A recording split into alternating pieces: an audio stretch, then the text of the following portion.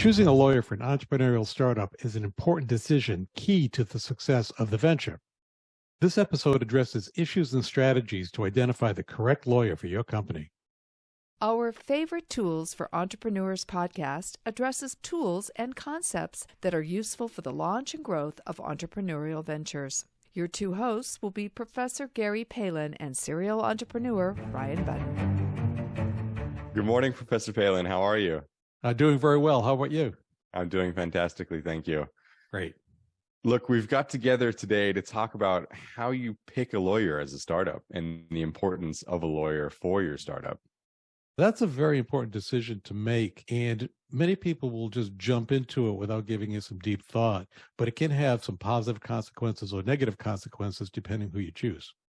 I often find that as a startup, you don't have a lawyer, and you start getting this backfill of things that should be going through a lawyer until you reach some critical decision that really needs one. And then you go to this lawyer that we're going to talk about choosing with you with a pile of information that's difficult for them to sort through. That would be like not changing the oil on your car and waiting for it to seize up and saying, oh, I should put oil in it now. That's exactly right. In my experience working in entrepreneurship centers and just with startups, that's how they choose them. It's usually after the fact, and I like to have it set up front so that I can lay the foundations properly for the structure of the venture and any issues that I may be facing. Right. So having said that, I think it'd be appropriate if we just spend a small amount of time going over why you should have a lawyer from the beginning, the importance of it, so we can emphasize why you need to pick one. There's many things that an attorney or a lawyer can do for you, but usually at the beginning, it's just the structural aspects. And typically you'll see an LLC or a corporation, and then between your accountant and your attorney, you decide whether to go LLC corporation, and if the corporation, go to a C corporation or a straight corporation. Right. That's the big starting point, and it can have huge ramifications typically when you're going to sell or when you're seeking funding, what sort of structure you are, as well as payroll, I forgot to mention, how that plays out through the course of your business. The structure is going to dictate a huge amount of that. Once you have that set, if you're initially going into funding, structuring the shares to the investors, if you need intellectual property issues, those are reasons you might need someone up front. It depends on the structure of the venture and what direction you're going. But there are multiple uses for a lawyer at the very beginning. The other big one that I find is just contracts. Every business needs contracts, and having those contracts be well-rounded, vetted is really important. We live in an era where people feel comfortable pulling contracts off the internet, changing some languages and sending it out. I have seen that go very poorly for people. Not every micro decision needs your lawyer involved, but contracts are a big one that happen day to day in business that can have huge ramifications down the road. One of the initial contracts that is structured was when you have a partner, and we've done an entire podcast on that, our partnership agreements. Mm-hmm. And our advice was not to have the lawyer draft that, but to have the agreement with your partner, put it in writing, and then have an attorney look at it just to make sure that it's going to hold muster if there are issues. Exactly. And if you pick the right attorney, a lot of times they have great opinions and insights into these contracts and what contracts you should have. Yeah, and there's other issues too. For example, if you need commercial space, there's another issue for an attorney up front that can be of assistance. Are there any regulatory issues that you'll be facing? Those are multiple issues, and it will be very dependent on the type of structure that you're starting. Exactly. So I think we've covered it's pretty important. There's a lot of things you're going to use your attorney for. One of the very first things that I'm doing is to select an attorney and make sure I'm comfortable with that person. But the issue goes about is how do you find the attorney? Right. And I've just noticed both of us said something. We changed the word lawyer to attorney. So for people listening, if they've never heard the attorney word, it's the same thing as a lawyer. Yeah, it's interchangeable. I just tend to swap back and forth. But very often when I'm looking at the startup, if I know no one that's in the law profession, I would get referrals from other business owners. Now, that's assuming that I have no personal relation with a lawyer. So if someone's done my will, I might speak to that person, but I wouldn't necessarily jump on using that person because I want to know how much experience they have with startups. Right. But that lawyer might be able to refer you to someone that does have expertise. So reaching out into your network would be the first step that I would have. It's from other business owners or from lawyers that you've done business with in the past. Yeah. Anyone that's listened to this podcast knows I'm a huge fan of entrepreneurship centers. I'm heavily involved in my local entrepreneurship center. They're a great resource as well. It's actually how I got connected with the lawyer that I use for my startups. That was going to be my next point. If you don't have any connections with business owners, then go to those type of entrepreneurial events and start speaking with them and ask them, who's your attorney? Are you happy with them? Why are you happy? And what are the obstacles in dealing with them that you're not currently pleased with? And get information from that and move forward. And again, I just do want to make that distinction. A lawyer that you would look for a typical business and a lawyer that you would look for a startup are often not the same person. They can be equally as good, but they have different specialties and they're going to help you in different phases of your business growth. Definitely. And I do want to touch on that. There's another way that people will choose an attorney, and I would not do this, is to search online. Sure. I think you can find great results there and horrible results as anything on the internet. With a lawyer for my startup, I would like multiple recommendations. But when you're talking about, you're correct, what is the right startup? I want to know, do they have experience with startups? And ideally, do they have experience with your industry? That's exactly right. Another cool suggestion, the first lawyer I ever hired was from a law school. So while lawyers are going through school, oftentimes providing services is part of that graduation requirements.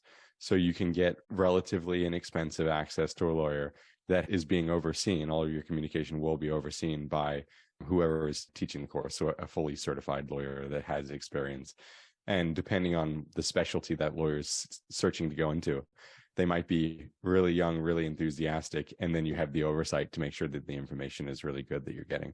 So if you're running lean on finances, that is a way to try to minimize the expenses. But one of the first questions when I determine who I want to interview, and I do interview the lawyer, I want to know what is their fee structure, what is their rates.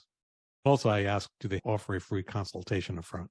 You mentioned fee structure. It's something I've run into quite a lot, and it has to do with shop size. So how big is the firm that they're working with? Is this an individual that has a single bill rate and a single point of contact? Or do you have the ability to fluctuate between a partner, say the head of the law firm, all the way down into junior associates and associates? Simply put, a partner or somebody with a very high bill rate doesn't need to be the syntax of most documents. They can help dictate the forward progression of it, but you can help cut down on the cost by having somebody lower in the firm make sure that the commas are in the right place. That's correct. Or if there's a specialty involved, it's great if there's a larger firm and there's someone within that staff that has expertise in, say, intellectual property, because that's a very specialized knowledge in the law. That's why I like to have firms that have multiple people on the team. Internal referrals are huge. Someone that you can stay with the same point of contact and get really varied and specific expertise advice. Now, a couple of areas that people would overlook, I would ask the lawyer, do they have any conflicts of interest with my current business? Sure. Yeah. Potentially something that's going to have them cut out on you down the road. The second issue I wanted to address is I always ask them, how am I going to communicate with them? In other words, I want their personal cell phone number. I think you have to have some sort of direct contact number. I would hope that any law firm worth their salt has a great way of communicating. Typically, though, there is a front person that you go through.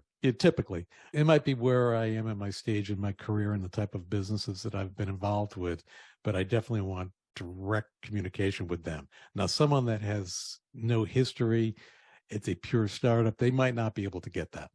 And may not want it.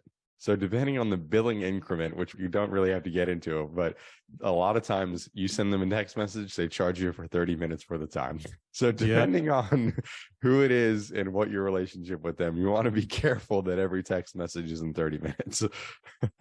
When I call them directly, I don't start off with the local joke because the clock starts ticking on when they're charging me. I don't want to have to pay them for me to tell them a joke. Exactly. I will say, though, in my career with lawyers, people do get really hung up on bill rates, and it is funny to make jokes, but the amount of work I've seen a very good lawyer put in a single hour and the advice that comes out of it versus a mediocre and 3 or 4 hours is pretty amazing. People that have advanced in their career enough to have huge bill rates typically have very much earned that and will have an output that is dictated by that rate. It's the old story, you get what you pay for. Exactly. So don't necessarily be scared, and definitely don't be looking at this as a bargain opportunity. Very often, many attorneys, if they know that you're a pure startup with minimal experience, they understand that and they will work with you typically. Right. Oh, I've definitely found that. Lots of people like to work with startups. They understand it's exciting. It's exciting for you. They understand what the difficulties are for you, and they want to be involved in that journey so that when you're not a startup anymore and you've got lots of legal needs, you're going to stay loyal to the firm that helped you out in the beginning. And I know there are many jokes about attorneys floating around, but I've always had a great relationship with all the attorneys that I've worked with. And it's really interesting to speak with them about the venture. And they very often have great insights on areas that I would have overlooked. Absolutely. I can't tell you how many different, all the way from pure business startup to real estate to random questions, the leap forwards of knowledge that I've gotten from really concise conversations with lawyers is pretty incredible. Absolutely. So I hope this is some tangible advice for somebody that's a startup seeking a lawyer. Anything else that you want to add that we've forgotten maybe? Well, I would go to the old American Express saying and paraphrase, an attorney, don't start a business without one. Yeah, there we go. Love it. Well, fantastic. I appreciate your time today. Sounds good. Thanks, Ryan. Bye. Thanks for listening to our Favorite Tools for Entrepreneurs podcast. As always, you can head over to ProfSpirit.com to check out more resources and courses designed for you, the entrepreneur. Please follow us on Spotify, Apple Podcast, YouTube, and others to get the most up-to-date information as it is released.